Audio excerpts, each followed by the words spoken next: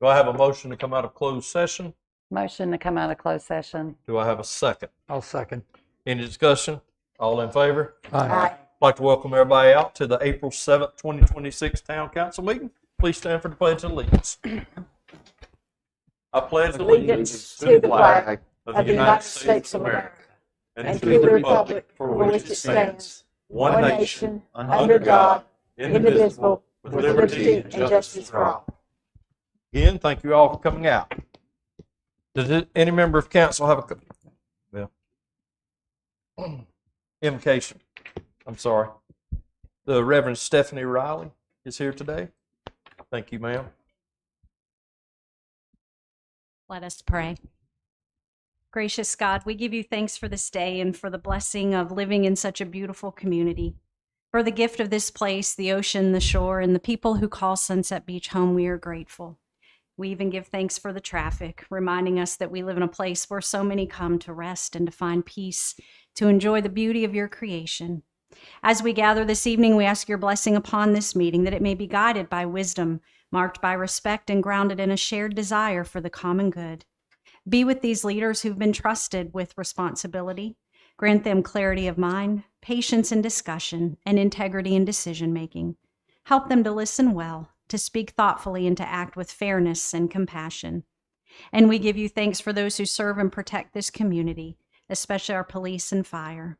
Watch over them, keep them safe, and grant them wisdom and discernment as they carry out their duties. Finally, we pray for the town of Sunset Beach, for its residents, its visitors, and all who call this place home. May we be a community marked by safety, cooperation, and care for one another. In all these things, guide us toward what is right and lead us in ways that build up this community and serve the good of all. Amen. Amen. Thank you so much, ma'am. Thank you. Thank you.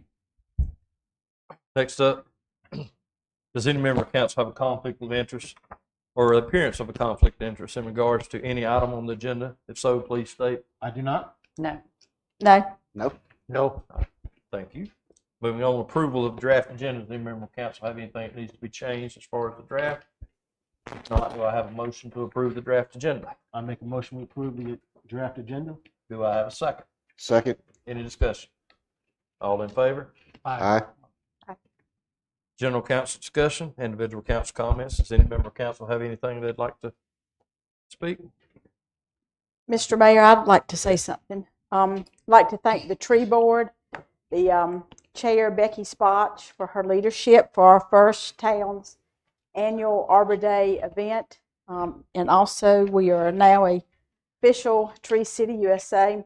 It was held on March 20th. Chair Spotch gave a informative historical account as to how Arbor Day began.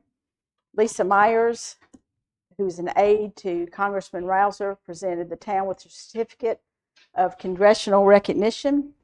Justin Bean from the North Carolina Forestry Service also presented a certificate to our mayor.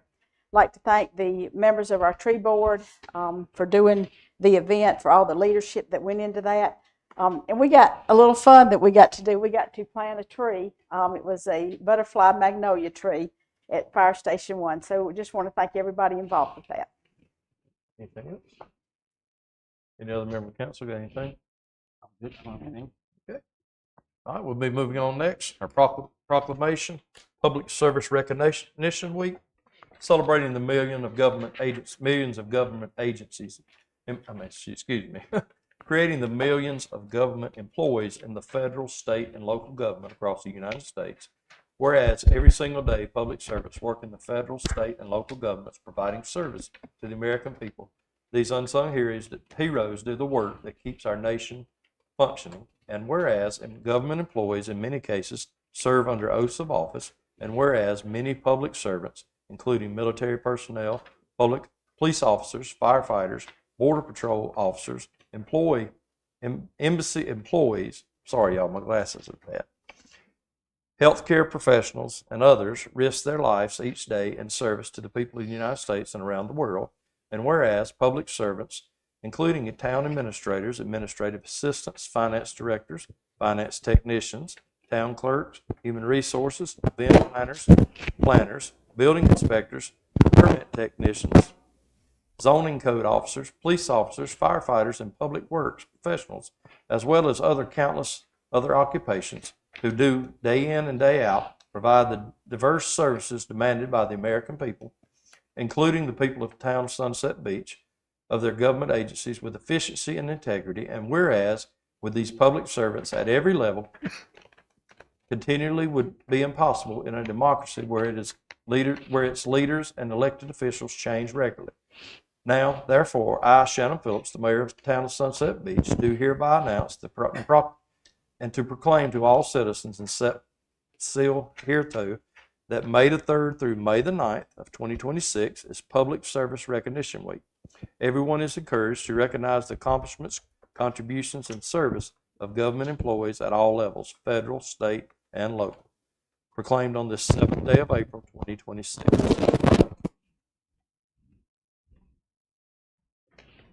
Know it, man. Moving on next to consent agenda. Does any member of council have any questions for any of these or any of our department heads? I do not. I have a few things. Go ahead. Is our finance director here? Um, I'm looking, I had a question. Yeah, she might be in the office. Well, my question was on the finance report. There are certain intergovernmental fees and taxes that we've not realized yet, and I was just wanting to ask, when do we know when those taxes and fees will be realized? Looks like we're about halfway through. I can get that answer for you. Okay. Yeah, I don't have that. Okay. Anything else? Okay. Not, do I have a motion to do I have a motion to accept the consent agenda? I make a motion that we accept the consent agenda. Do I have a second? Second. Any discussion? All in favor? Aye. Next up be public comments on agenda items. We're gonna have to makeshift a timer tonight because it's messed up, but please come up to the mic and you can start it, sir. Thank you, Mayor. Thank you, Council. Pete Larkin, 453 Lakeshore Drive, Sunset Beach. What I wanted to address tonight, or at least have the conversation, has to do with item number 12.2, which is the community center usage. Am I coming through, Alan? First of all, I want to congratulate you. You've been in office now for several months, and obviously I and the whole town sees how hard you guys are working. You're digging into an awful lot of stuff. I've been on a lot of boards over the years here for the town. I know it's a 7-day-a-week job, and I congratulate you guys on your enthusiasm, your focus, and you're getting a lot done. So thank you. I'm not trying to poke the bear here, but there's an item coming up tonight that you're going to consider that has to do with rental fees for usage of the community center. And the community center is a great addition to our town. It's a facility that is opened up uses that we didn't really have the ability to before, except for our conference room next door, which it takes away from town hall and the staff and everybody else. Sunset Vision is a 501(c) nonprofit here based in our town. And our proclamation, our incorporation papers, has to do with stewardship and providing amenities to the town. It was started 12 years ago, and during that 12-year period, we've donated over $70,000 worth of hardcore amenities to the town: binoculars, Southport swings, bike racks, dog watering stations. There's the list goes on, and I'm sure most of you are aware of most of the things that we've contributed. Tonight, and you're considering charging us as well as everybody else. I know there's a different scale, a different rate for nonprofits versus just general citizens that want to rent the community center. And the way that you've established it, or the way at least it's formatted now, I know you haven't voted on it, is to have a minimum fee of $100. We have a meeting once a month at the community center. We used to have it in town hall here, and it was free. And then we had it at we've had 2 meetings now at the community center, and they were free. We had our meeting today, in fact. For us to pay $100 a meeting, which is over $1,000 a year, what that does is it directly takes out of our donations that we get from people and fundraisers that we do ourselves. It takes away from things that we can provide to the town, to our citizens and our visitors. And we're not willing to do that. We're now looking at, and we found alternate meeting spots, but it's not in Sunset Beach, so it's less convenient for our members. We want our members to be enthusiastic. We want to make it easy for them to volunteer within our group. But now we've got to go across Route 17 to have a meeting.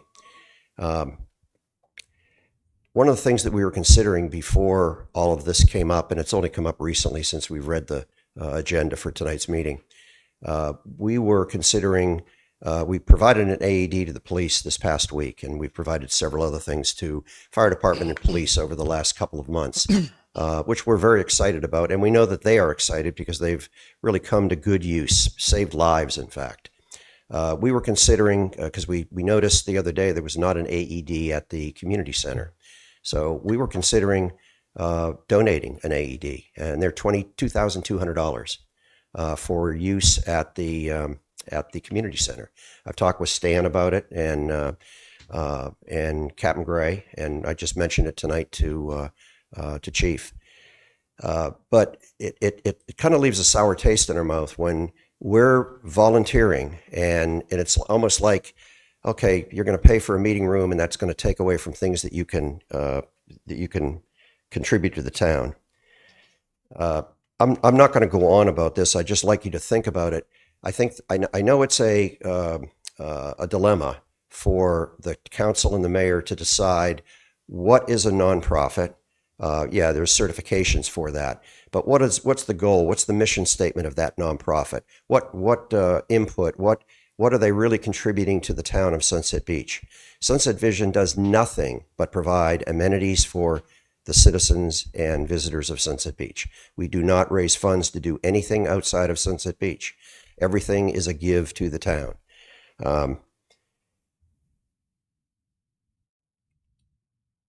With this dilemma, we all know Amy Goodrich, extremely talented, probably one of the best administrators, event coordinators in the state. And I think that she can put together a plan that delineates between a nonprofit that directly impacts the town versus one that is for something that is less community oriented. All right, I know I'm out of town, Mayor, so Yes. I'll cut it off. All right, thank you so Thank much. you. Pete. Yes, sir. Next up, yes, sir.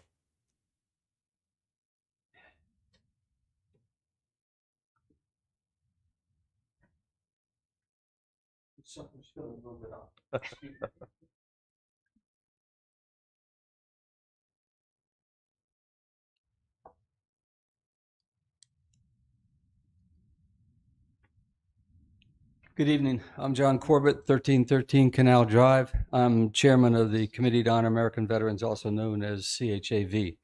I'm following up on the same topic. CHAV has been advised that the town council has determined CHAV may not meet in the community center for free. We must pay $100 per meeting for the use of the facility and about $1,000 per year. As background, CHAV has been meeting in the Town Hall conference room since August 2023 without charge.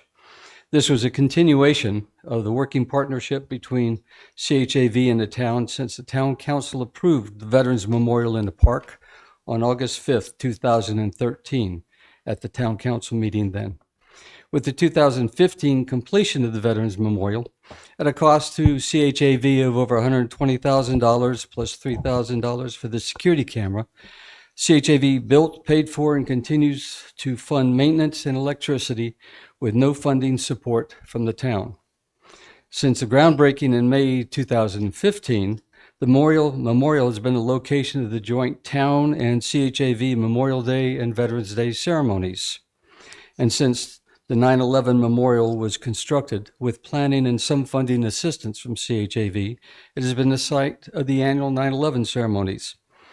CHAV, in conjunction with Sunset Vision, annually puts up the lights, garland, and holiday bows in the park, representing the cost of about $1,000. Plus, CHAV provides flags, lights, and poles for the traffic circles during veterans-related national holidays at an initial cost of about $1,500. Other than the cost to maintain the memorial and support veterans-related town activities, all funds raised by CHAV are dedicated to supporting organizations in our areas that assist needy veterans. And since 2016, we have donated over $200,000 to these organizations locally. With our contributions to the town and the area, CHE finds it hard to understand that we have been removed from meeting in the town hall, and that the new town council wants to charge us $100 per meeting, or over $1,000 per year for these facilities, $1,000 that would go to support needy veterans in our area. It appears that in an effort to find ways to cut costs and generate funds for the town, that the town council is making sweeping changes without fully considering the implications. Charging nonprofits that have made significant and long-term financial and service contributions to our community is a counterproductive way to say thank you to the nonprofits, and sends the very negative message that the town council does not value or appreciate the contributions of these nonprofits like CHAV and Sunset Vision to make Sunset Beach, that we make to Sunset Beach. Thank you for your time. Thank you for listening.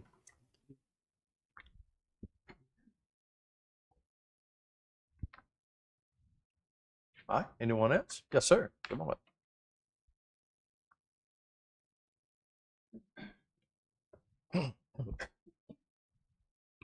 Good evening, everyone. Ron LeBruno, 9121 Ocean Harbor Golf Club Road, SW in Sunset Beach. And also for disclosure, I am a present member of the Sunset Beach Planning Board. I come here today to talk about agenda item 13.6, which is consideration of amendments to section 2.3 and 2.4 of our UDO.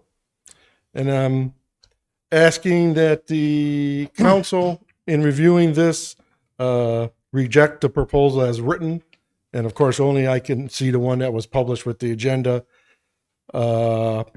So I have no idea if there's any changes to it, but what I see here is the primary problem is, especially in section 3 and in B, it appears this proposal is removing this town planning board from site plan approval, subdivision approval, which would be primary plat approval, and this would render transparency to public completely destroyed.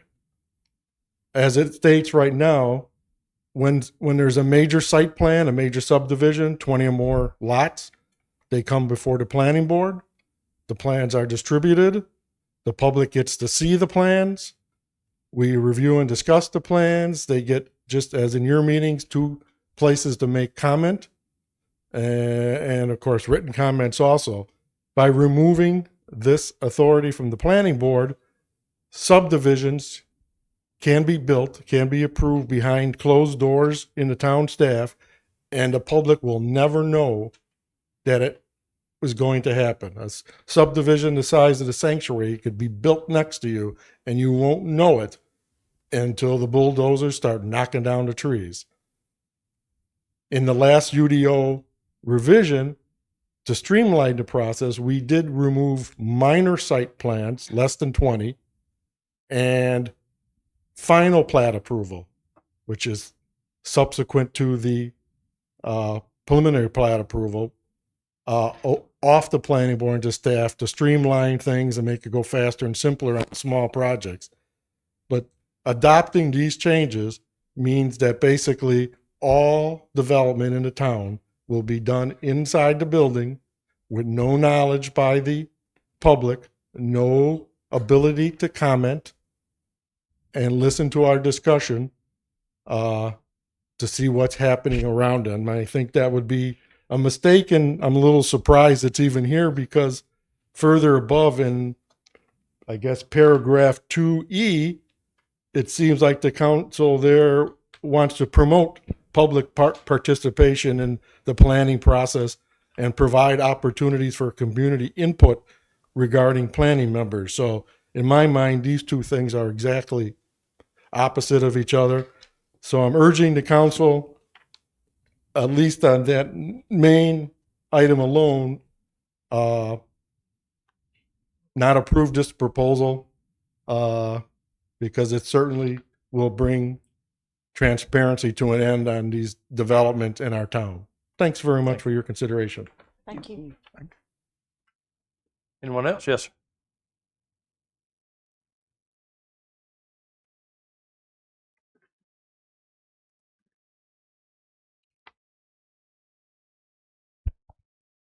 Stuart Jones, 1410 Canal Drive. I am a current member of the planning board, but I am here representing myself, and these opinions are my own. In agenda item 13.6, you are proposing to change the role of the town planning board and the involvement of the citizens in plan approvals. I strongly disagree with the proposed changes to section 2.3 of the UDO because these changes would strip the planning board of a lot of its powers and responsibilities. Among other things, the proposed changes would eliminate subdivision plan approval and major site plan approval from the planning board's public meetings and shift that responsibility to the staff. As Ron said, there'll be no more public comments on site plans or subdivision plans.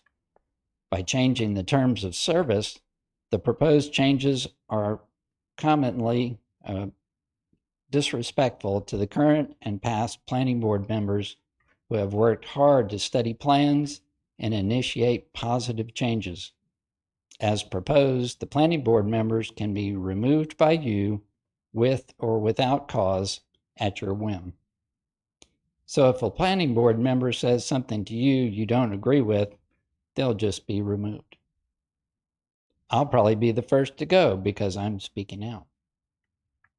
My 35 years of experience in the land development industry will just go out with the tide. This new planning board will just be pawns working at the pleasure of council. Gone will be the consistency of 3-year terms, which allow for experience to guide the planning board. Gone will be the planning board's rigorous enforcement of the UDO. Why are these changes being proposed? The only answer I can come up with is it's so that you can help developers and give you more control over land development approvals. I know you're angry that the planning board denied a site plan that included a 54-foot tall building in an area where the maximum height allowed is 50 feet, so you appear to be punishing the planning board so that you can make development approvals go through quicker with less public involvement. Who are you really working for, and who's really guiding the town? It doesn't appear to be the citizens. Thank you, sir. All right, anyone else? Yes, ma'am.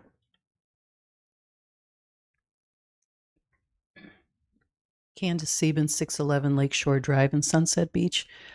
I'm not familiar with everything that is being recommended for changes for the planning board, but I have been following the planning board. I remember when Riptide was proposing all kinds of changes, when Angel's Trace was coming in, some lady was going to build something on 904. Tons of people were here and interested in what they were doing. And hearing what they have to say, I think it would be smart to schedule like a public forum or something and really get input from citizens before you make big changes to the planning board, because I think the town feels what they do is critical. Thank you. Anyone else? Yes, sir. Yes, sir.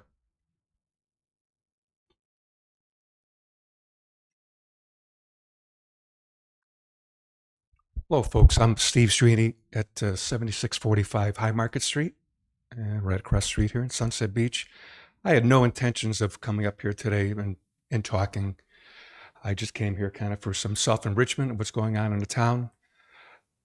I currently serve on my hometown planning board up in Massachusetts. I've been on it for 8 years, and I cannot believe what I'm listening to here this evening. And I hope, Mr. Mayor, you have some information for us when 13.6 comes up here I will. this evening. I'd like to have you shed some light on what the reasoning is and why this is being even talked about. Okay, guys, thank you. Thank you very much. sir.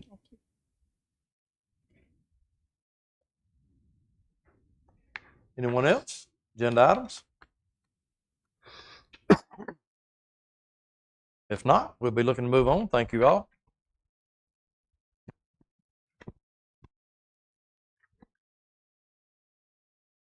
All right, let's see. Our electronic public comments, portal comments will be in the minutes. We got them printed out today, so they will be in the minutes. Then, let's see. Town Administrator report. Mr. Claymore. Thank you, You Mr. have the Mayor. floor, sir. Yes, sir. Just want to give a quick update on the land use plan.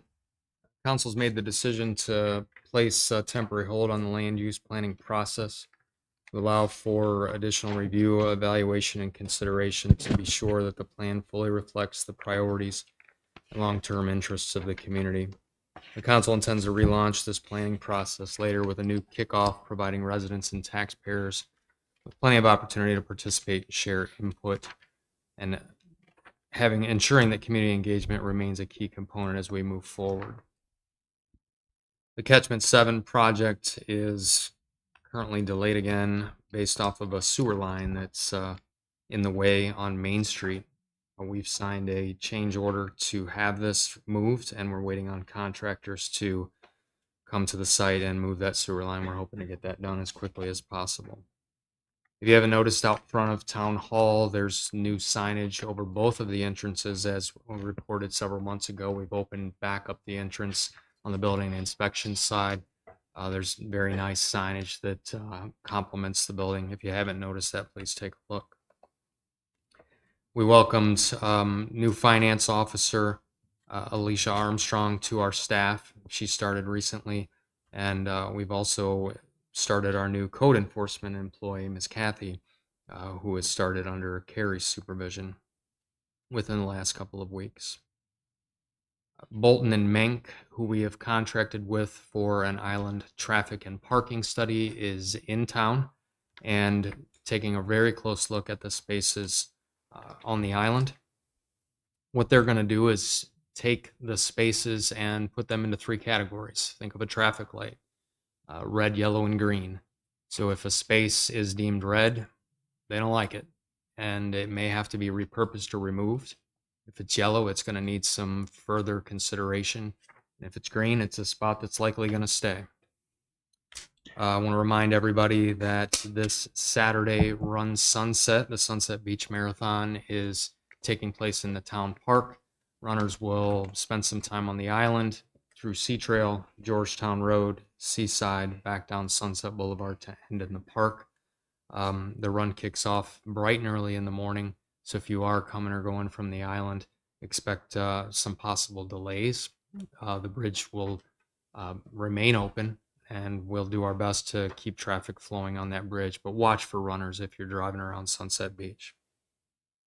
Lastly, I want to give a report on parking revenues for the month of March. Total revenues for the month of March were $39,792.73, with a total collected for fees and fines of $56,846.80, less the 30% to Surfcast of $17,054. The net payment to Sunset Beach for the month of March is $39,792.73. That's all I have, Mr. Mayor. All right, does any member of council have any questions or any comments for the administrator? I do not. No. Thanks. Thank you, Ken. All right, next up will be our presentations, the Majestic Oaks Park update. McGill and Associates. Yes, sir.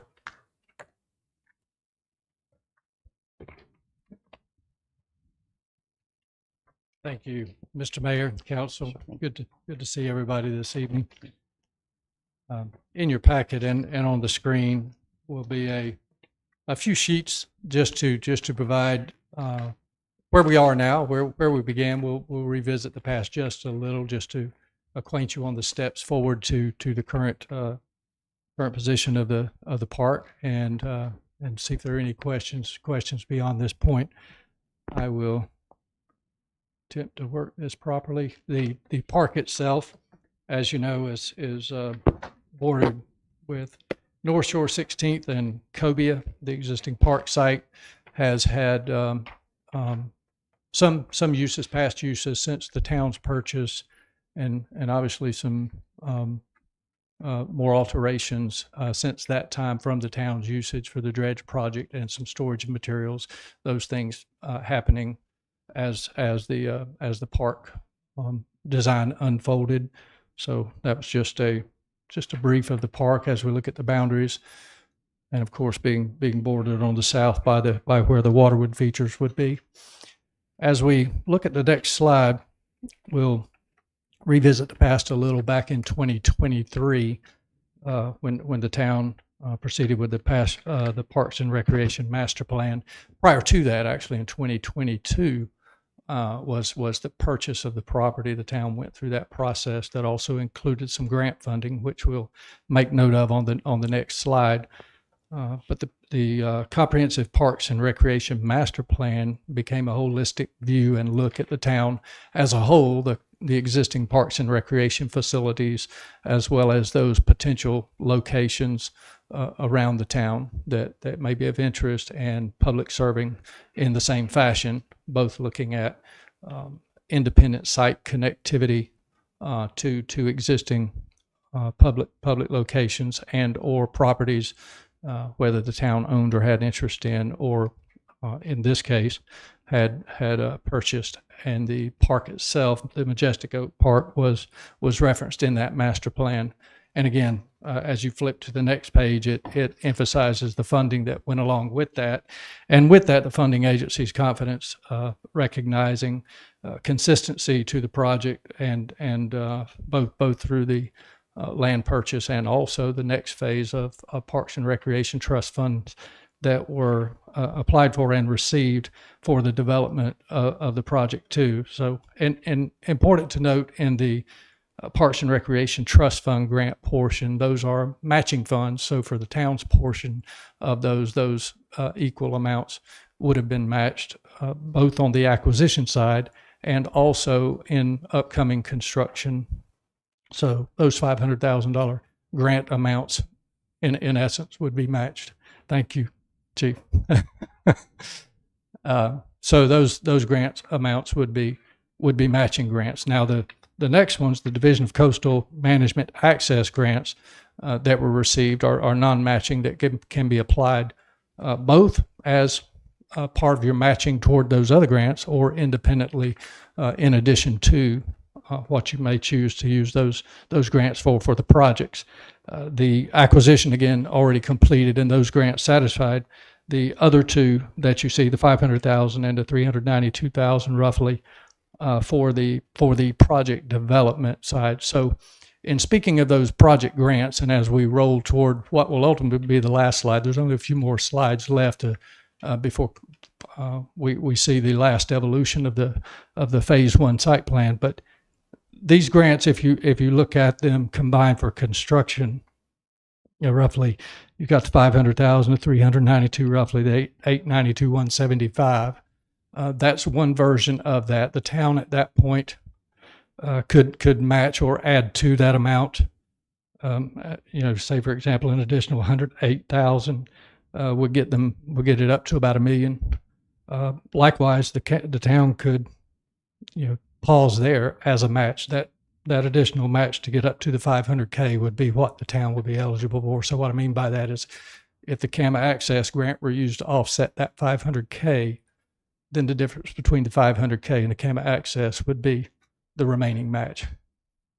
So, provided the project for phase one landed in that $890 to $1 million range, then you're satisfied at that point with the grant funding on phase one construction.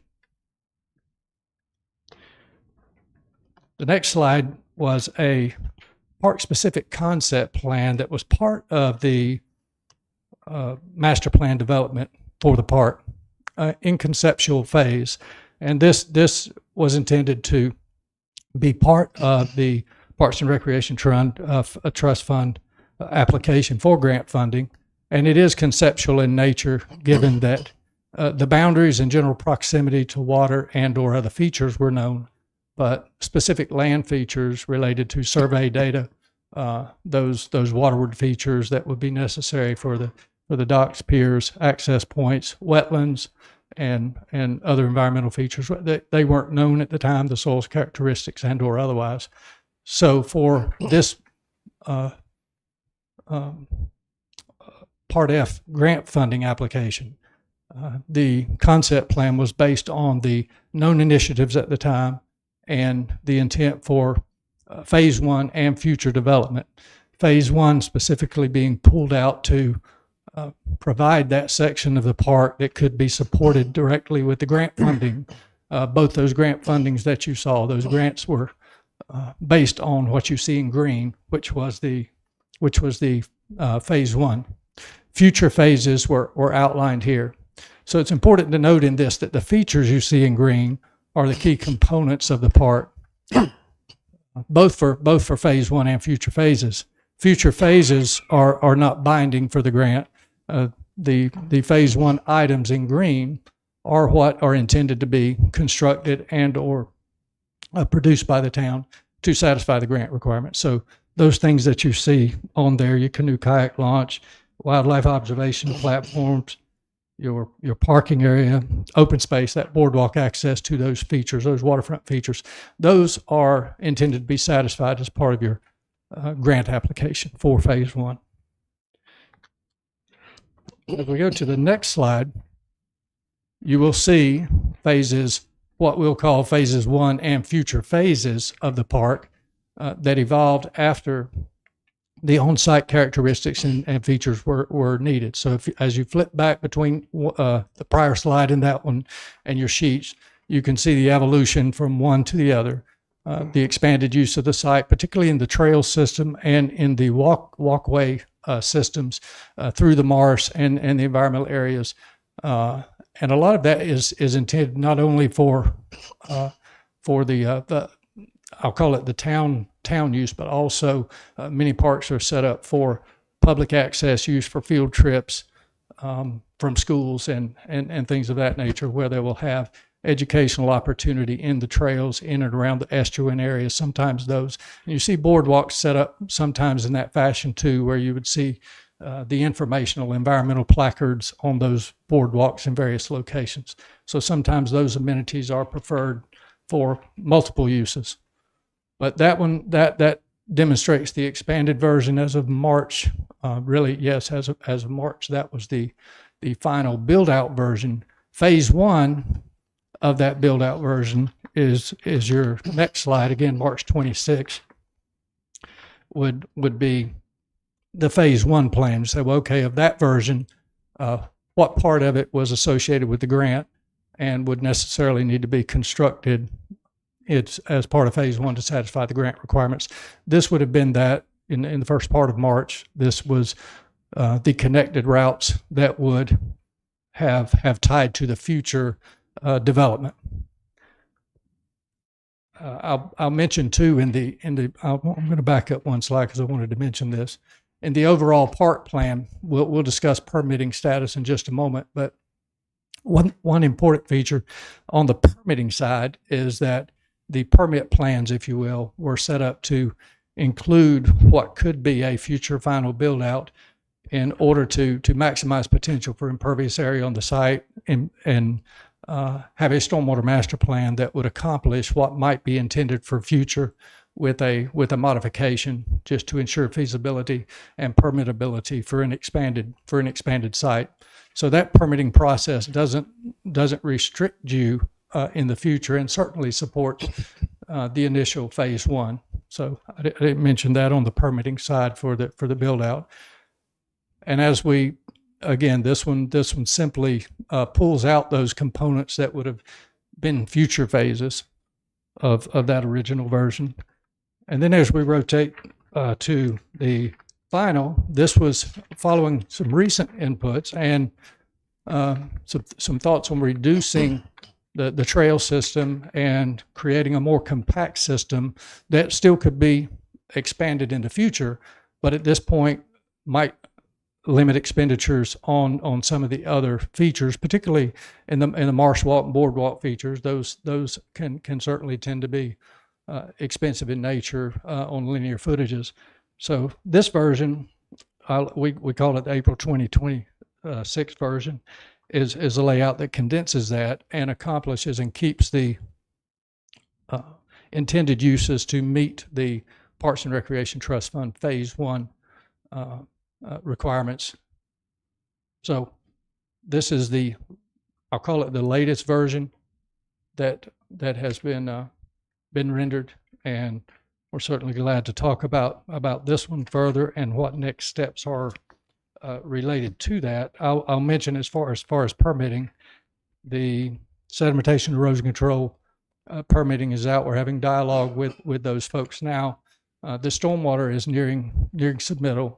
We've been discussing applications and things with Chief Claymore on that. The CAMA permit was submitted based on the full build out with the potential of building all of the components you saw in the original build out plan. That has gone out for adjacent property owner notice. It has not been sent to the agency yet. So that one we can still modify at this point if we need to. But the current version is the current version for permitting is what you might call a more expanded version that's out there. So any pullback from that is generally recognized as suitable. Water and fire hydrant extension in the site, that will still be a requirement with the pier and dock and structure there, as will a dry fire leg on the pier and structure itself as well. Structural plans for the docks and piers, as previously presented, are underway. Though we've asked the structural engineer to put a pause on that, realizing that we may wish to go to the refined version that you see on the screen. Other items related to town confirmations for us, we understand the town wishes to have input on the project buffers and the plantings through committee and otherwise. So that would be a town landscape plan submittal internal. So the town internal submittals at this point have not been done. So anything regarding landscaping or buffering interest, I would say will need to be done at this point too.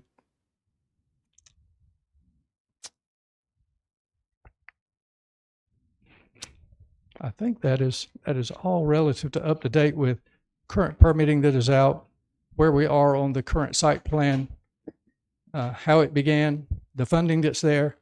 And I will say that based on recent discussions with contract services who are familiar with projects of this nature, the funding of the grant funds that are there, we talked about those funds being in the 890 to 1 million range, and potentially up to 1.2 depending on the town's position on matching grants. Those figures are still relevant to funding phase 1, as this last version shows, it appears, based on those discussions. We haven't modified in detail a past cost projection from 2024, but that 2024 projection on phase 1 was roughly $850,000 with a 20% contingency, putting it up to about $890,000 in 2024 on the phase 1 master plan cost projection back then. We suspect it's in that range to the 1.12 range. So we're in that range where the grants collectively and matching are also in that range. I hope that helps. Okay. Mr. Norton, I just want to make sure I'm clear.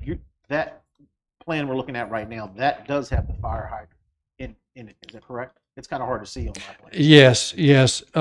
The plan will necessitate a hydrant leg coming in. Yes, sir. Okay. Yes, anything at this point, any layout at this point with the dock and the pier and the features will need that hydrant leg. Yes, sir. And the site, frankly, the parking, I didn't weigh in on the parking and the layout and things. It is set up for fire apparatus vehicle access and turnaround at the point of where the existing gravel drive was down to the water as part of the prior project. So the parking lot was extended to that point to aid in that turnaround, but also to provide access to the water. The intent of the launch, the canoe kayak, was for ADA accessibility, and any launch in there that would utilize the boat off the hill. It's always been intended for non-motorized vessels and would be slated for that, unless obviously the town had emergent uses and things. And that was also discussed at one time, the ability to add emergent use vessel at that location, which is certainly still okay. But the intent of the layout there was to tie to that, make that an accessible point for folks that didn't need to use the ADA access point, and they could just drop and unload right at the shoreline.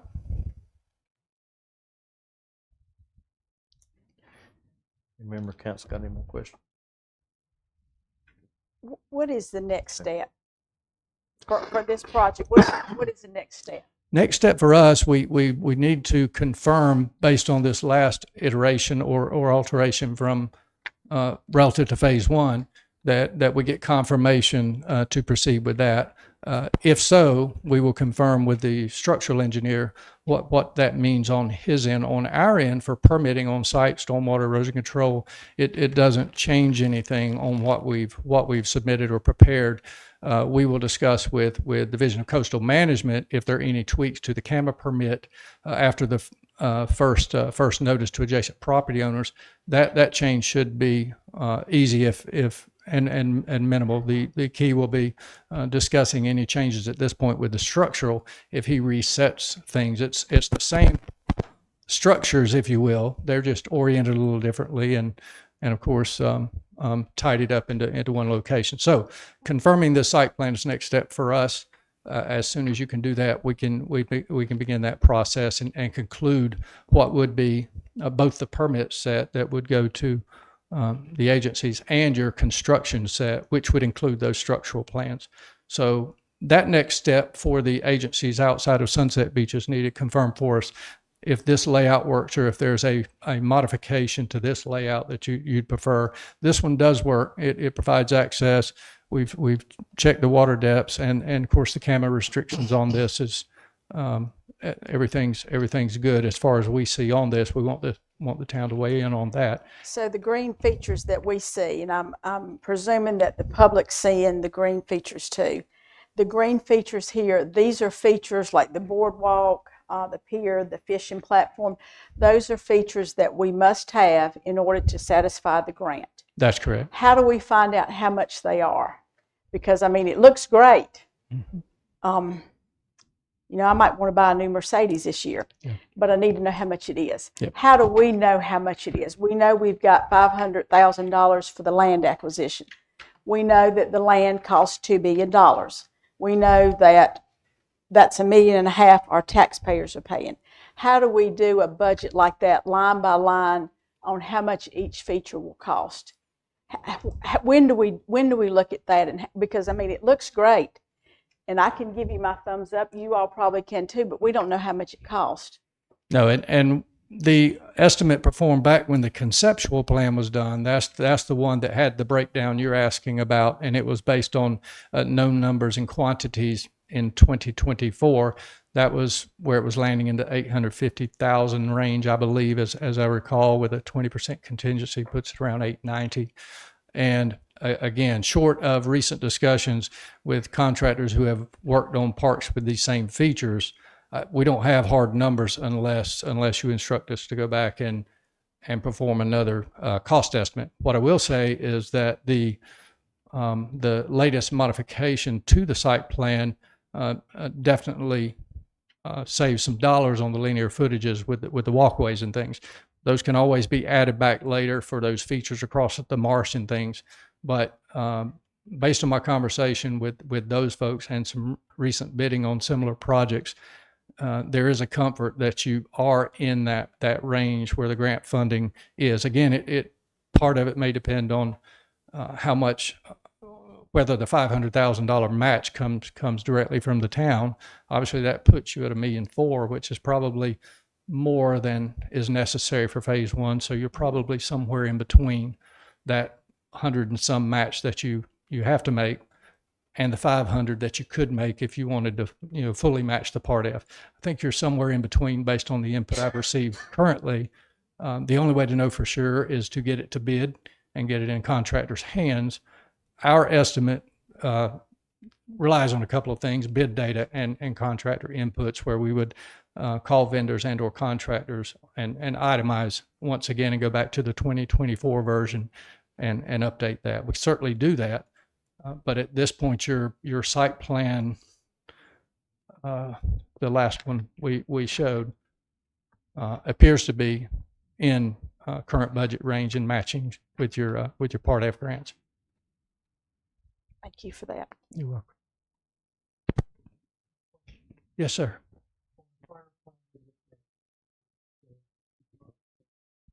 Turn your mic. It's on. We saw the prior plan, I think it was February, March, Okay. presented here. And at that time, there was a long discussion regarding, and I'm sorry, up again, of restrooms available on the island. Yeah. And the question is, I noticed on this one, they're not located on there. Yes, on what we will call the permitting plan, the permitting set, it currently remains on that for the reasons I mentioned and I'm sorry, it won't flip for me now. It's okay.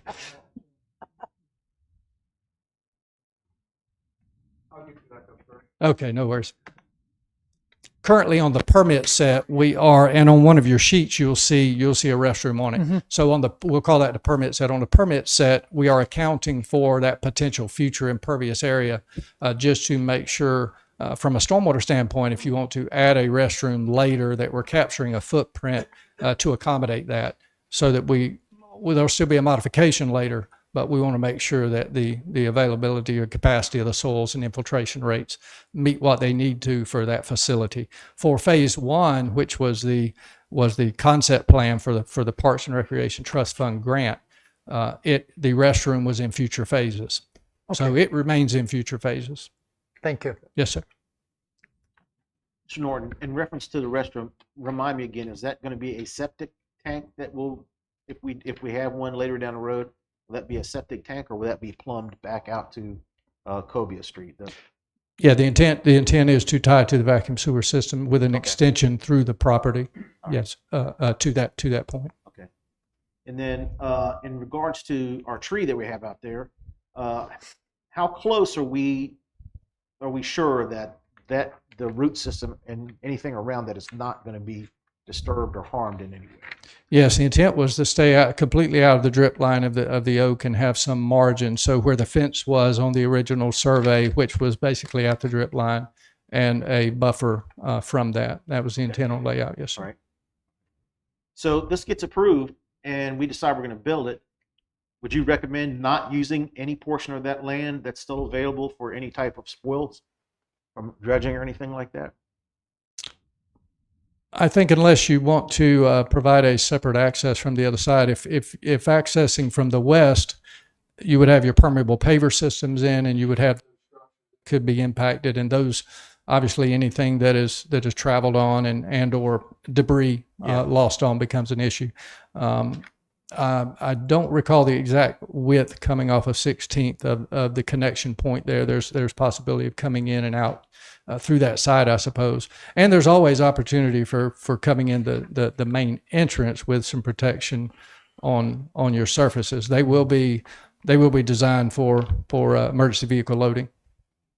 I'm not in favor of trying to use this once this is built, Yep. to use it for any kind of offloading of any type of spoil or anything.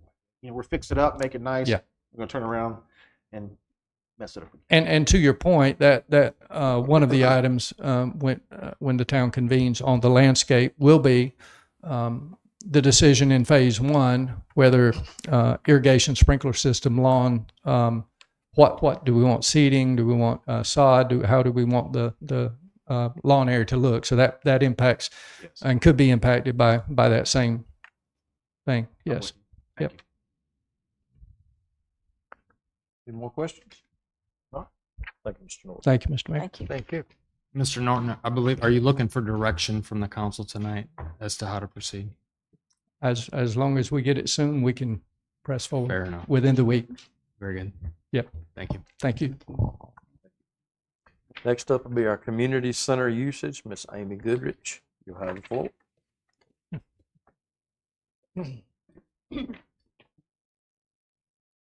Hi, everyone.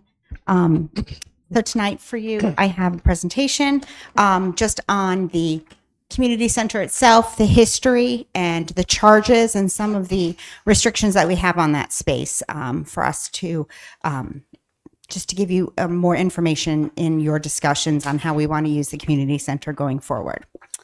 So in 2023, a memo of understanding was signed outlining the terms and conditions between the Sea Trails Community POA and the town. And in that MOU, it was specified that the POA would use that property every Tuesday other than at election times, and the POA would hold 12 board meetings per fiscal year, and those happen on one Thursday each month. As well, they also will hold their 4th of July golf parade, and they will retain the space in the office, and they use that for their storage. And the president of the POA also has a key to the front door and the office door to access the space. And that was signed on September of 2023 for a 5-year period. So it extends through September of 2028. Additionally, our spot is used by the Brunswick County Board of Elections as a polling place for all of the elections that they administer. They also like to use the spot as well for early voting because it is such a centrally located spot, and it's also something, it's a location that's not used for other things. So it's not in a school or at the senior center where there's other events going on.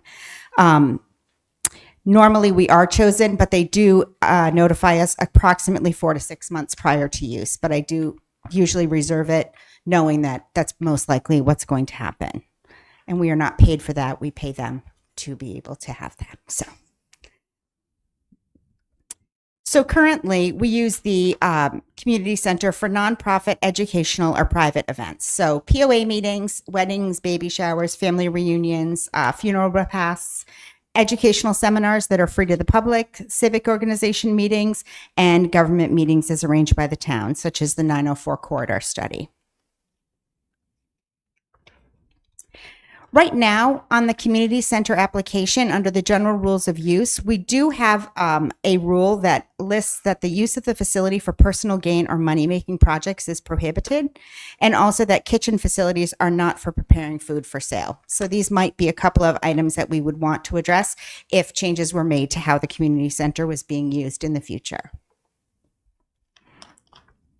Currently, the rental costs are broken down, as you can see. There is one rate for town residents, for nonprofits, and for town staff if they were to use that. And we do charge a different rate based on whether or not people are going to be serving alcohol in the space or whether they would not be serving alcohol in this space. If they are serving alcohol in this space, that involves the chief and talking to him regarding the event and whether or not we need to have a detail there. And if we have a detail there, that's an additional cost to the folks that are renting the space. So some ideas that we could look into to expand the use of the center would be to allow individuals or businesses from the town to offer classes for commercial purposes. And these could be things such as craft classes, educational classes, exercise classes, and that's something that we could also do at the park as well. In the summer season, I know that we have the gazebo, especially first thing in the morning. That could be something that we'd want that we could offer. Self-defense or personal safety training, educational seminars, game groups, wine tastings, cooking and baking classes, not necessarily using our kitchen, but using the temporary burners and then they would be able to use a camera where they could showcase what they were doing and kind of talk through the preparation of any sort of food or baking, or even like something that I was thinking was like a cookie decorating class around the holidays where people could pay to come in and learn how to do fancy cookie decorating. They can do that with a camera right from a table in the front, and they don't necessarily need to use the kitchen. So ideally, it would work well to be able to offer this center to the outside groups, and that would also allow local businesses to expand their reach and to be able to accommodate groups that are larger than their spaces can hold. It would also offer residents additional activities, and it would expand the use of the community space to more residents. Another nice thing is that if a resident decides that they don't want to participate in it, it costs them $0. So it's something that if you would like to participate and you would like to be part of a class, that would be something that's available. But also, if that's not something that they would want to participate in, they don't have to. Towns could also provide events with the equipment that we already have, such as a movie series in the winter. We have an 80-some inch screen television there.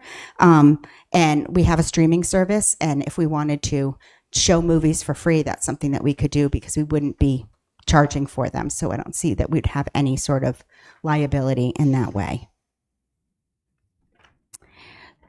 So for next steps, we would need the approval of the council to allow commercial businesses to take place in the community center. We'd also need to determine the limits to the type of the events allowed.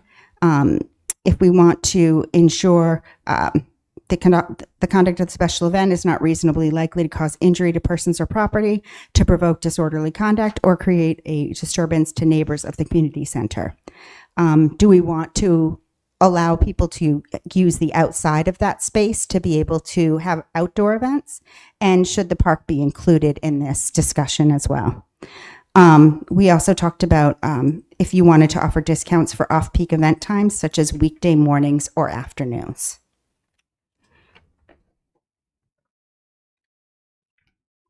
From there, I would revise the contract to include the provisions that you set forth and also solicit suggestions from residents to find out what other events they'd like to have and investigate groups that offer these so I could promote and market the space to these local organizations or local companies that would be able to offer these types of classes or events.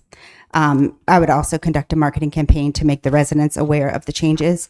So we would certainly do social media postings, use our email notification list to be able to inform residents about that. And then also I would do personal outreach to local businesses to let them know about the opportunity and make sure that they realize that that space is available to them.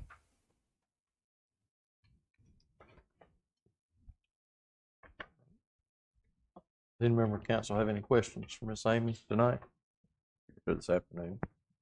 There was a lot of discussion earlier regarding charging some of the nonprofits that already provide tremendous amount of information, or I should say equipment and whatnot, to Sunset Beach free. Have you thought about that in the last 45 minutes to an hour? I can certainly see the value in being able to provide a discounted space for people who are working to better the community itself. I think it would just be up to you to determine the limits on that. So that way, there are some strict guidelines that I would have to be able to say, yes, this group would have a discounted rate and this group would not be eligible for that, because sometimes we'll have some different groups that come in where, yes, some citizens participate, but not all citizens participate. And it's not sort of wishy-washy on whether it affects everyone in the south end of the county, or if it just affects the Sunset Beach residents. But if it's a committee or an organization that strictly is benefiting Sunset Beach residents, then yeah, I can see that maybe a discounted rate would be something that we would want to do. And if it's such a small number, I'm not sure it needs to be, is there a way that we should just determine that separately? On your comment, one other thing, on your comment, you said allow local businesses to expand their reach. Yes. Our market gives them the opportunity to expand their reach. Are they using the market?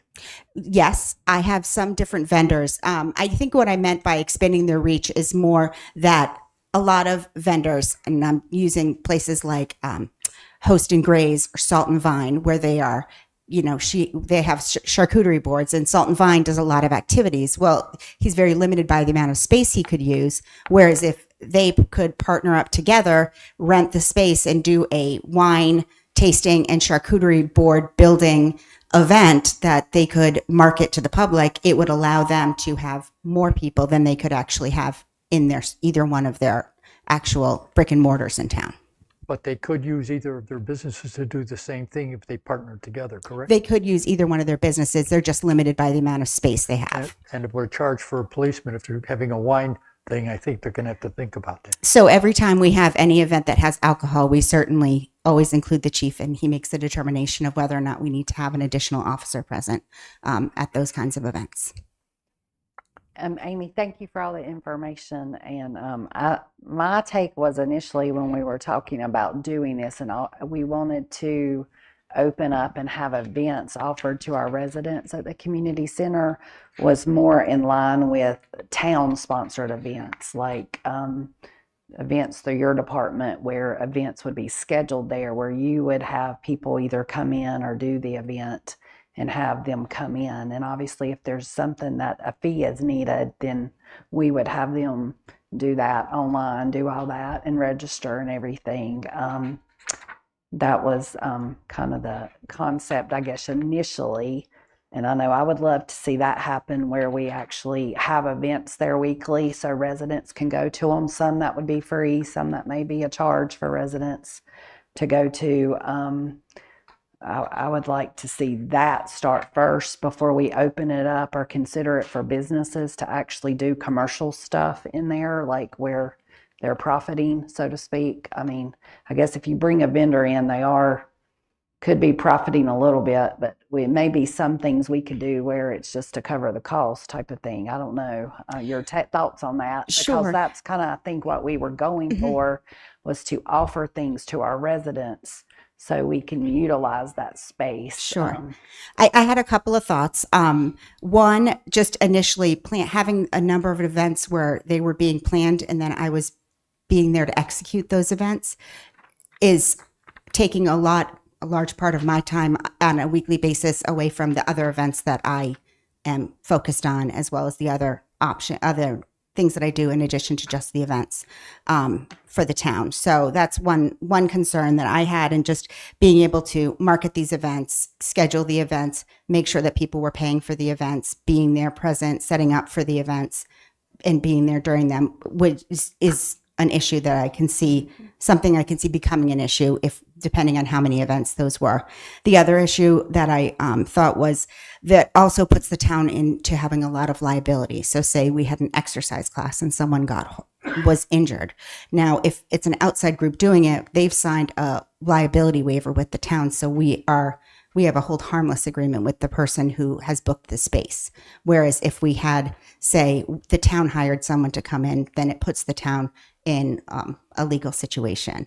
So that was another issue that or if someone was doing a craft project and burned themselves on a hot glue gun and needed to go somewhere, or they got things like that. So that was my other concern. But Have you looked at other towns to see how they do that? I know, like OIB does that. They have exercise classes. Do they? And I know some are outsourced. That they coordinate it and promote it, but it's. They have a staff of people who work in their Parks and Recreation department, who are the people who are doing those classes work for the town. So they're being paid by the town when they're doing those classes. That's my understanding. And then they're open for people to come and participate in. So like every Wednesday they do exercise classes in the park and things like that. Right. But those are town employees. Okay. So. Amy, if somebody wanted to have a wedding at the park, what kind of rate were we charging? The rates for any events that happen in the park are based on the number of people that you're having present at your event. So the rate can vary from $65 up to $2,000, depending on how many people you have. Also, we do charge a flat rate to have an event in the park. But if you want to specifically rent either the gazebo or the parking shelter or the picnic shelter, those come at an additional hourly cost. More questions for Amy? Not, council will take in all the consideration, or all the information you give them. Get back Thank with you, Amy. Thank you, Amy. Thank you. Moving on now to new business. 13.1 Sunset Vision, interim town administrator. Mr. Mayor, we were approached by Sunset Vision, who wants to donate another set of binoculars similar to what's at the Birdwatch on Shoreline Drive. They would like to put those binoculars at the dead end of West Main Street. They're just past 40th Street that would overlook the marsh. The donation would include a little bit of work by Public Works to create a concrete base for the binoculars to be mounted on. Of course, they would help to mount those binoculars once they're purchased by Sunset Vision and donated to the town. Another ask was that there was a camera that would be focused that direction in case anyone were to vandalize or want to steal that binocular unit. And that was pitched to you as part of my budget proposal for the police department when we're expanding our camera systems throughout the town. There would be a camera at 40th Street, which would point in 4 directions, and there would already be a camera pointed in that direction. The cost for Sunset Vision to purchase the camera for that location is included in the packet at $1,742.21. The cost to the town ongoing after that would just be for cell service for that location. Keep in mind that cell service would power all 4 cameras along with the power for that camera. So before you is a consideration of that donation by Sunset Vision. About how much is the cell service? $42 a month. Thank you. Yes, ma'am. You said that you had part of this in your fiscal year 27 budget request. So 1/4 of it? Yes, ma'am. So 1/4 of what that one location would cost for cameras, that one camera with the networking, the Sunset Vision cost would be $1,742. Thank you. Yes, ma'am.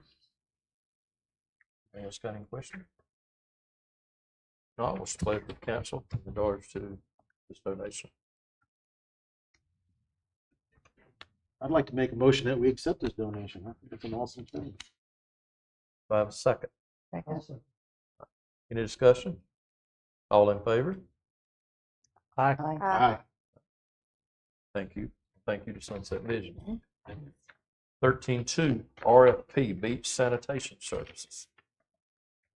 Before you is a proposal to advertise for bids for sanitation services for the town. And as mentioned during the public comments session that we had last Wednesday, these are opportunities to see if we can save taxpayer money by contracting out some of the services that the town provides. Any questions in regards to this? I think all of you should have had time to look over this. So is there any questions? I'm ready. Have my questions. Anyone else? Do you want a motion for this, Ken, or you just want direction to go forward with the RFQ? I think we need a motion. Okay. Kimberly? I have a motion. What's the pleasure of council? I'll make a motion that we allow for a request for qualifications on the beach strand trash pickup and other public areas. All right. Do I have a second? I'll second. Do I have any discussion? All in favor? Aye. Next up is the RFP, the ground maintenance service. Yeah, Mr. Clayton. So similar to the previous item, this is for direction for town staff to advertise and receive bids for grounds maintenance for various areas throughout the town. Again, I've all had your packets, had time to look over. Does anybody have any questions in regard to this? Yeah. Just a question. Okay. These items that you have in here, they are all things that we're subcontracting out with someone now, with a vendor now. This is just renewing to see if there's somebody else that could sharpen their pencil. Is that what this is? Sharpen their pencil, meaning giving us a different quote? Is this another, or is this something extra? Is this something already being provided? We by an have outside we have a vendor? vendor. This is just to give us an opportunity to see if we can do better, can find a better service at a lower price. That would be ideal. And the E1, I think, is an addition, right? It's addition. That's something we do in-house now is the E1, correct? The mowing and weed eating. Matt's and shaking mowing, his head weeding, yes, so I'm not yeah, going to take yeah. credit that I That's know, but separate, yeah, yeah. that is an addition. Yeah, that's an addition, but it's asked in there to price it separately as well. So it can be evaluated. Any more questions? If not, what's the pleasure of council in regards to this? I'll make a motion that we proceed with the RFQ for ground maintenance. Do I have a second? Second. Any discussion? All in favor? Aye. Next up, Operations Center, Public Works Department, roof repair. Matt, it's on you. Do we have anybody who knows roofing? Sorry. Do we have Good anybody afternoon. who knows roofing? Before you have a quotes and everything of our shop roof. Some of you have visited down there. You see the conditions that we're working out of every day. Rain events, it's just like it's raining inside for us. A lot of equipment's been damaged over the years. We've had to move things around inside the shop. So this is a quote for, there's 3 quotes in there. The cheapest one is Rice Coastal, and he would be doing the roof, ceiling, and gutters around our shop, DPW shop. So this is just wanting the approval from you all to go ahead and get that contracted out. We do have the money in our budget right now, so this is not a budget amendment. Do you have a preference? You've looked at them, we've I've all looked- looked at them, but what is your recommendation? I like the first one that I recommended was Rice Coastal. It comes with the warranty and everything, so I mean I think they'll be able to get right on it as well. In that, you said there was a warranty, and I highlighted that. I wanted to ask you about that. It says it's a 15-year, but then there's writing that says a 10-year warranty is an option. Would that be lower? Or is the 15-year warranty in this proposal? But if we don't like this proposal, the number, it could be less. Is that how I'm reading this? I'm not saying I would be favoring Right. a less warranty, but is that what this means? Yes, ma'am. Okay, because it's a little confusing. Right. Okay. Yeah, it's almost like that part's highlighted, and then down here at the bottom where the $8,000 part is highlighted to approve. That the 8,000 is just for the gutters. Okay, it That's was why- just weird how it. Yeah. He a didn't little tie it strange. into the total price. He kind of separated both of those out. Exactly. And they're have insurance, all that stuff. Oh. Has that all been vetted? Because some of them, it has it in here and their Yes. certifications and some don't. So I didn't know, just Yes. making sure. Yes, ma'am. Did they indicate when they can begin work, and when is the? He actually has the product in stock now. So when we get the approval, I can contact him tomorrow, and hopefully in the next few weeks he'll be able to jump on it. Well, definitely after seeing the facility, it definitely needs it, and y'all should not be having the issues you're having, so it needs to be repaired. So the total price would be $28,842.36. 36. Where did I miss the 36? The 8,000 for the gutters. Okay. Well, I'd like to make a motion that we approve Rice Coastal Incorporated not to exceed the quoted amount. All right. Do I have a second? I'll second. All right. Any more discussion? All in favor? Aye. Thank you. Matt. Thank you. All right. Any member of staff that doesn't have anything is welcome. Go ahead. All right, next up, Municipal Code Ordinance 9707, Cabanas. Change on. Mayor, before you is a proposal to change the time in which cabanas are removed from the strand. Current ordinance says that cabanas need to be removed by 7 p.m. local time. And we're proposing that that time change to sunset. As you know, 7 p.m. local time, it's still can be sunny on our beach strand as we get into the summer with the concert series on the pier, and there's a lot going on the beach. And when we were previously there right at 7:01, telling people to remove their cabanas, it wasn't always met with a friendly response. I think this would give beachgoers a little more opportunity to enjoy our beautiful beach and perhaps the sunset. So before you is the recommendation to change that time to sunset local time. Council had time to review. Any questions? If not, what's the pleasure of council? I had one question Go just to ahead. make sure. I know normally it's 7, so at sunset they'll continue to do some sort of sweep to get stuff off the beach then, or will that be back in the morning whenever? No, they will check that night to be sure Okay. that the cabanas are removed, and anything that is left on the beach strand is considered abandoned, and it will be thrown away. Okay.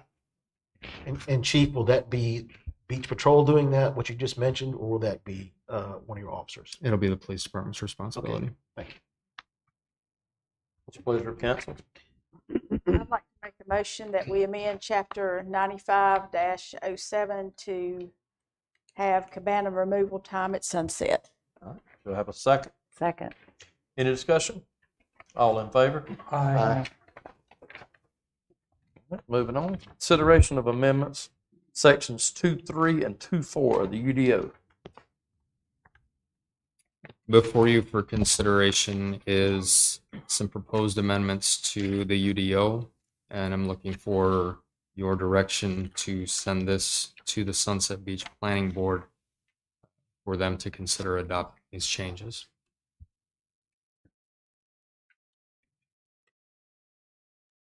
I'm a little concerned, if you don't mind, regarding the appearance that we are, this approval will put us, the planning, or all of our planning board, sort of behind the curtain.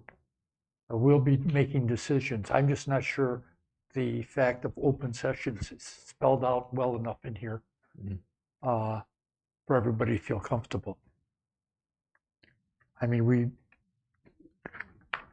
I think that when we're talking about public engagement, I think it's got to be more specific, because I don't know when they occur in the process. This is for us to give this document to the planning board and to the Board of Adjustments for them to review and for them to have input, and then for them to send it back to us. Is that correct? That's correct. The And then we would have a public hearing, since Okay. it's Correct. a It's- text amendment. We would have we would have to advertise, the public can weigh in, and then council makes a decision. That's But- correct. But we're not excluded. We want them to give us input on what they think. But both boards, the planning board and the Board of Adjustments. I got another question, however, on the appointment. We say that every members will be appointed for 1 year each upon renewal, or so that basically when they come down close to the end of their term, that 1 year, they either have two choices. One is to make a quick decision and get it going, or they will hopefully be back for the next session to do it, continue. And I think that's going to put a little bit of strain on which way they go on these issues. My note said staggered terms. Ask council about staggered terms. I know, but I'm looking Yes, what I read. I mean, my note that I wrote, so we're kind of thinking the Okay. same thing. Okay. Yes. That would be something that I think we should consider, because 1 year, by the time, you go through a year, gosh, you've learned so much, and there's project in between, so maybe do it staggered terms. Don't know how the language would be on that, Mr. Claimer, but perhaps you could work with the attorneys on what the language needs to be for staggered terms, if that's what council, I mean, agree. two of us are wanting it, I don't know. Yes. I would agree. Okay, we got- I would yeah. agree. I had that marked as well. I was like, and I think to note, this is something that came from our attorneys regarding updating our current UDO for the 16D 301, 301, yeah, That's correct. yeah. And all this it's asking for tonight is you want to send it on to the planning board and let them do their review and get the information back for them before y'all do anything. True. Is that consensus? That's Yes. consensus. I don't know that we need Yeah. a motion for No. that, we'll get this consensus. Yep. Yeah. It's just That's direction. consensus of the board. Yes, So it this is. will be- One technicality, the Board of Adjustments did not meet this month.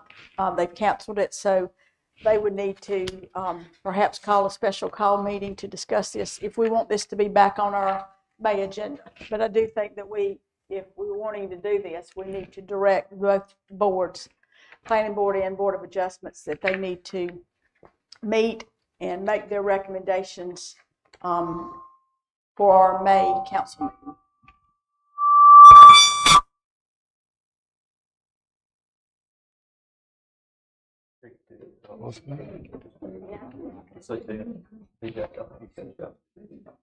All right. All right, so that should be the consensus. Yeah, and I had other thing on the public engagement. I don't know that it's council's intent not to have public engagement, so that was another thing that I know was brought up and that was stated in here. I thought we kind of had covered, or it was covered by reading it, but maybe we need to elaborate more on that. This last paper we got, I just got today. So, I mean, it may be different from what I had before. I have the one I got today, and it does say public engage, but I know it is several versions I've received myself, so. They definitely need to see the most updated version. Yeah. of any of this. So you'll take care of that, Chief? Move Certainly that to will. the Planning Board and the Board of Adjustments. Board of Adjustments as Yes, sir. well. All right, moving on. Policy adoption. Pay on vehicle driver responsibilities. Whitmore? Before you for consideration for approval is a new draft of a policy for employees that drive Town of Sunset Beach vehicles. A lot of this is spelled out in current policy. This just gives a little more guidelines to our employees as they drive vehicles. One noteworthy thing in here is under 4.0 procedures, item number 4.6. And this was recommended by the League of Municipalities, that there's an annual review of person's motor vehicle driving record to ensure that they continue to maintain a valid driver's license when they're driving our vehicles. You know what month that will be? We would do that annually in January.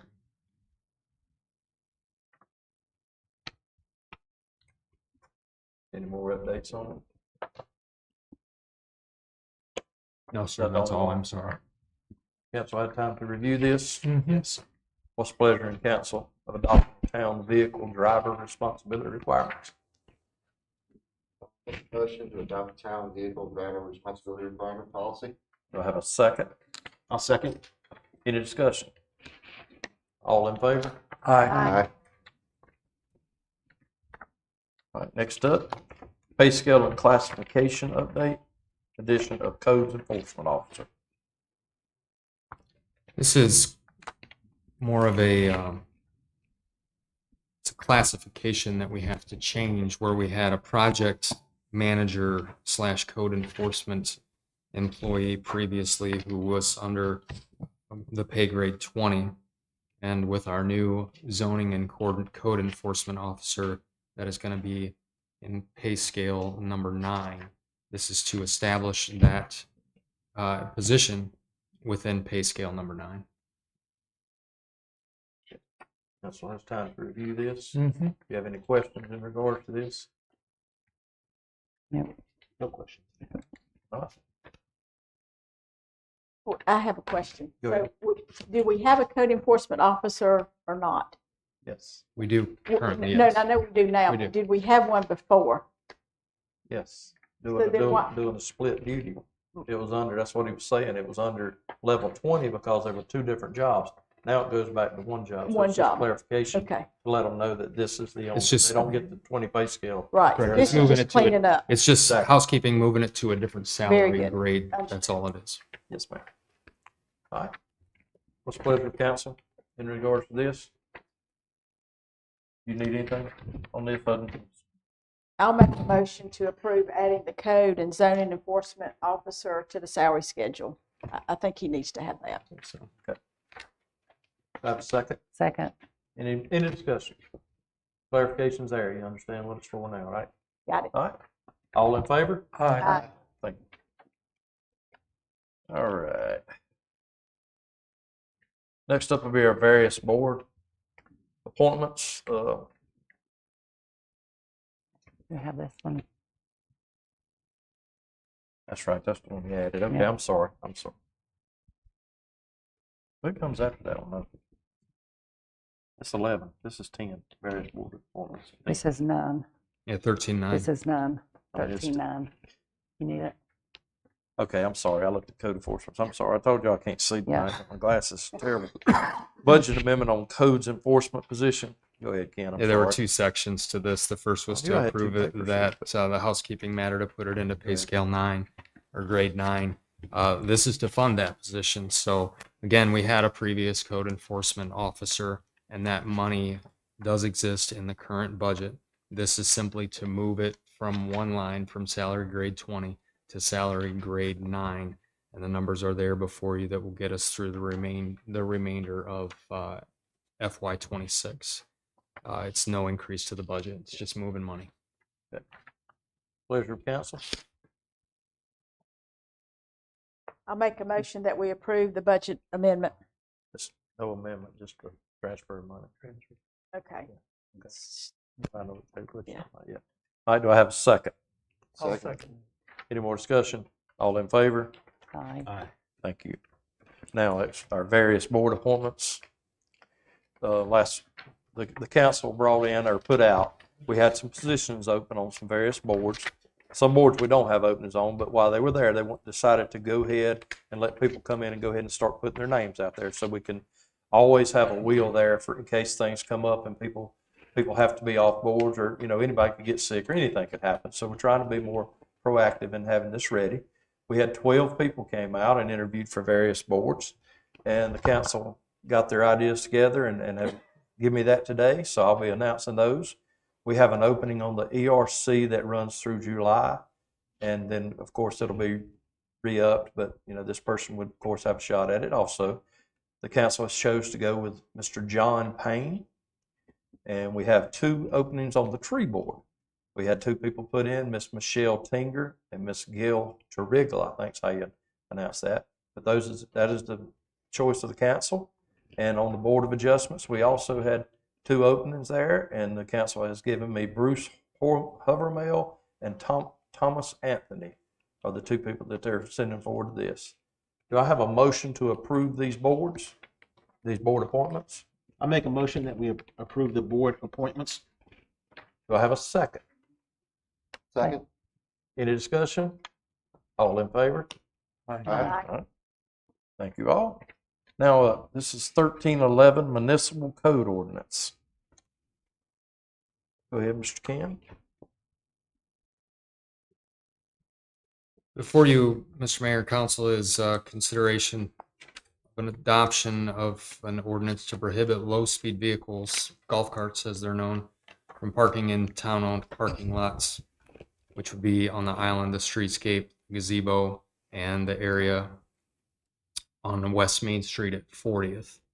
A little history on that. With the Main Street parking being completed, there are 29 designated low-speed vehicle parking only spaces on West Main and 61 additional spaces on East Main for a combined total of 90 LSV spaces. Plenty of convenient oceanfront parking for low-speed vehicles or golf carts. If this is approved, enforcement would fall onto the police department for to ensure that LSVs are not parked in any of the aforementioned areas. Would require additional signage to be installed, which would be a nominal cost to purchase that. The signs could be installed by Public Works. Exemptions to this proposed change would be any low-speed vehicle with a permanently affixed handicapped license plate, or any LSV that displays a handicap placard would still be able to park in any of those areas as long as they're in a designated space. So that is what is before you for consideration. If approved, I would ask that this not be effective until May 1 of 2026 so that notification could be made to the public. I have a question. Yes, sir. Public town-owned parking lots, does that include the parking lots surrounding this building? No, sir, this is just for the island. Okay. Just the areas mentioned here, the streetscape, the gazebo, West Main. That's 40. Mayor Council got any questions? I got one question. It's really not tied 100% into this, but it does have something to do with the parking. As far as I had some citizens had reached out to me in regards. They have the little, I don't know what to call them, the little vehicles, look like the John Deere type things like y'all have, but those type. What is their rule now? I think last year they parked in golf cart, or they was considered golf cart parking, but some had gotten tickets from the auto group where they parked in those golf cart things. So we need to get that out to let them know whether they can or they can't. I think that needs to be important because they were just, I mean, they were fine with it. They paid it. They said they didn't have a problem with it, but they said last year they did, and then this year they didn't, and they didn't know. So we need to at least get that out to everybody and let them know for those people that do use those type vehicles. Yeah, under general statute, those are considered a modified utility vehicle, not a low-speed vehicle. So our parking allows for low-speed vehicles in those designated spaces, not the modified utility vehicle. So they would have to park in a regular space. Okay, But that's we all they can, wanted we can push clarification. something out to make sure that notification. They said last year they were, and then and said Auto told them that last year they were able to, and this year they wouldn't. So that they just want clarity on it. Thank you. One question, I'm just reading this, so this part of this that I got today. On the handicap spots here, I understand if there's a handicap license plate or something, if they're parking in a handicap spot, but you're saying they can park in any of the lots in a golf cart if they've got a handicap tag or? No, ma'am. I'm needing clarity on that, I guess, what you said. None of the spaces are available for low-speed vehicle parking with the exception of the handicap spaces, provided that the cart has either a permanent handicap plate affixed to it or it has a placard. Okay. So the only place that an LSV would be allowed to park, with the exception under this ordinance, would be in a handicap space as long as it's permitted by the state to do so. Thank you. Yes, ma'am. We have 97 parking spaces on Main Street for or for low-speed vehicles. Is that right? 97? 90. 90. We have 90. 90. Okay. I don't know that I've ever seen 90 golf Right. low-speed vehicles on the island at one time. And one thing I think we hear this a lot is, why do we have so many golf cart parking spots on Main Street? And my understanding, the reason for that is the DOT would not allow car or truck parking on the south side. So that's why. We obviously wish they were car or truck parking, but they are not by the DOT. So to answer anybody's question on that, because we hear that a lot. This is true. We can't allow, or the DOT will not allow it. So that's why we don't have car or truck parking there. We wish it was, but it's not. All right. It's a pleasure of council.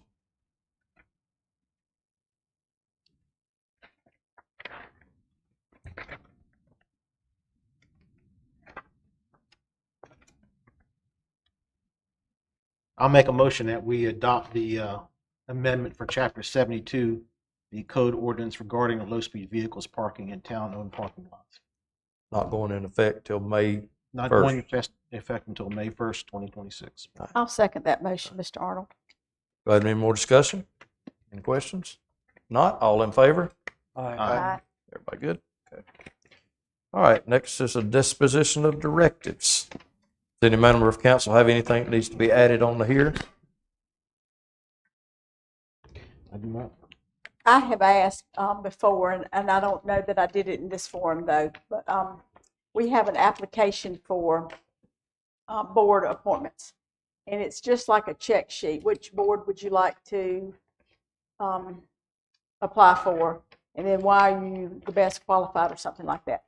Is there a way that we could do that like a true application and we could see like what their degrees are in, what their jobs that they had, references that they have? Because a lot of these folks, we don't know them.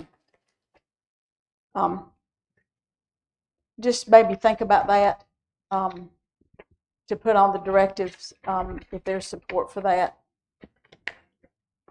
We can craft one and bring it back. We put that under the disposition of directives. We can bring it back perhaps for the May That'd be meeting. great. Or just something for you to think about, I guess. And also, I noticed in the UDO rewrite for the different boards that there is an actual attendance policy there. It would be good to have an attendance policy for our other boards and committees so that they're in parity with what we expect out of those two boards. So maybe draft up a policy for our board attendances for the attendees.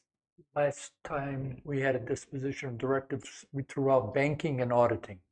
And that should still be on the list for things we're going to have to do. Yeah, I think they're still on. They're still on there unless you got a different. Banking Oh, you on got a there. different one? Auditing came off just because it's going to be done Oh, later, there it right? is. Is that true? Yeah.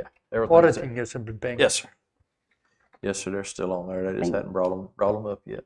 And then we have random drug testing policy that you're going to bring to us at some point. Correct. All right. If there's nothing else, but the time now is for public comments. You can comment on anything. Just welcome to come up. I'll try to set this time. I'll use this other one this time where you can hear it a little better because my phone's not loud enough. Go ahead, sir.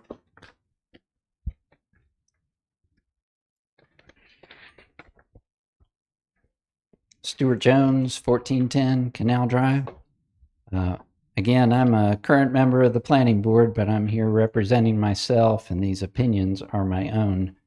This January, the Sunset Beach Planning Board denied a major site plan for the Lumina Fairways condominium project in Sea Trail, which should have ended the process as the planning board has final authority over major site plans. The developer had several options available. They could have changed the plans, they could have changed the zoning, or even tried to change the code. The developer could have appealed the decision to the Board of Adjustment. The developer did none of these things. However, in February, you went into mediation with the developer and granted site plan approval for a 54-foot tall building in a zoning district with a maximum building height allowance of 50 feet. A mediation with council is allowed if an action has been filed, like an appeal to the Board of Adjustment or a lawsuit, but neither of those actions happened. The developer of Sea Trail was evidently upset, and that was enough for you to grant site plan approval and a settlement agreement. I can't find anywhere in the UDO where you even have the right to grant site plan approval. But magically, in mediation, you obtained those powers. This was all done behind closed doors, at a closed session, at the end of a meeting, and no explanation was given to the public. How many people in Sea Trail even know about this site plan approval? How many voters knew that you would bend so easily at the whim of a developer? Why wasn't this approval published in the new town newsletter? Where is transparency in this whole thing? You owe us some answers to these questions, and I intend to keep looking. Thank you. Anyone else? Yes, ma'am.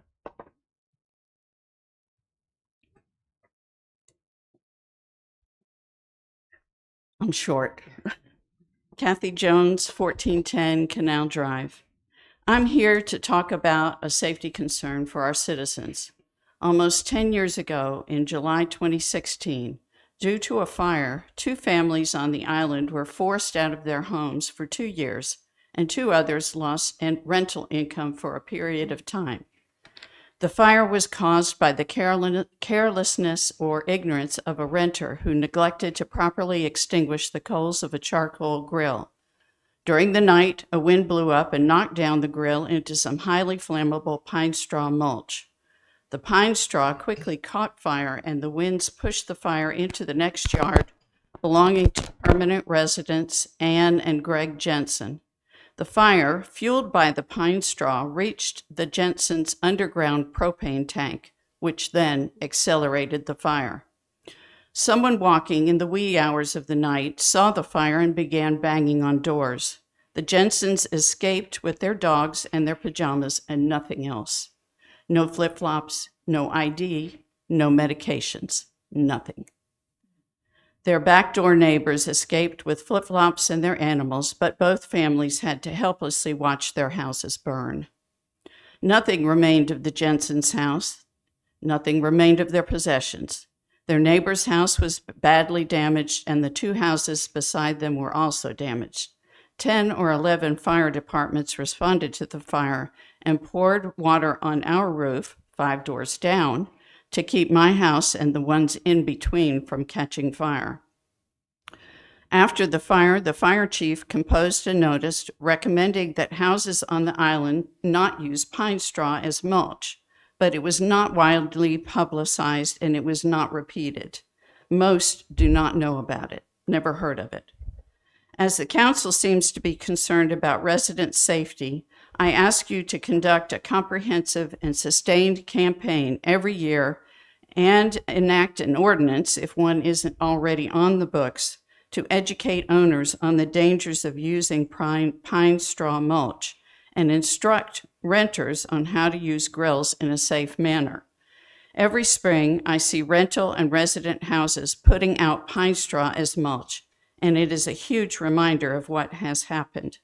Every summer, I see renters and a few owners doing stupid or dangerous things with grills. In the past few years, within eyesight of my house, there have been 3 fires caused by grills on decks or under houses that the Canal Drive Volunteer Fire Department has either put out or asked the person to stop before the fire got out of control. If we can spend $45,000 to investigate traffic safety for something that has not happened yet, I don't see why we can't use town resources to educate people on known dangers that have actually happened and are in imminent danger of happening again. Thank you.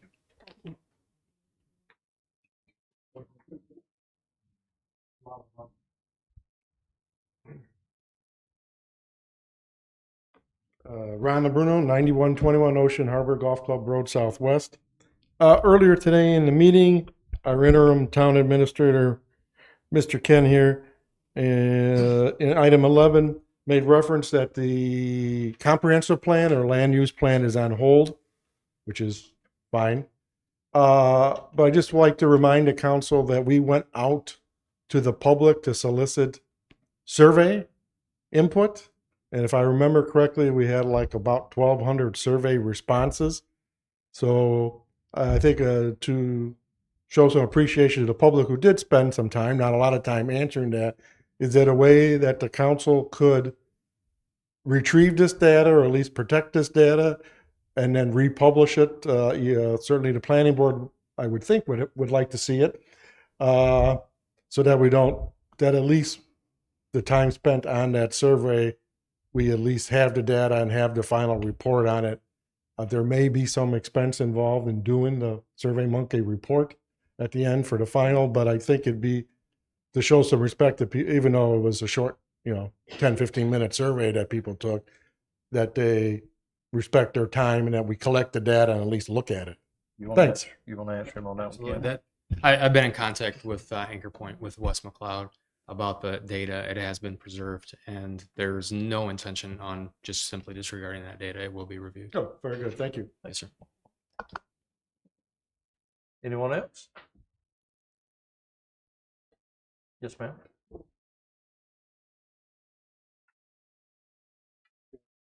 Actually, it's just been waiting to say this, but I heard at the last session that you all did that Ms. Norland came up with this great idea for doing priority parking. And when we look at the lack of availability of space for regular vehicles, I think that was a super idea and it should be investigated further. And I thank her. Thank you. Anyone else? Not anything else from council? Sorry. Very good. You good? Okay. No one else? All right. If not, do I have a motion to adjourn? I make a motion, we adjourn. Do I have a second? I'll second. Y'all want to talk anymore? Any more discussion? No. All in favor? Aye. Thank you. Thank you. Thank you.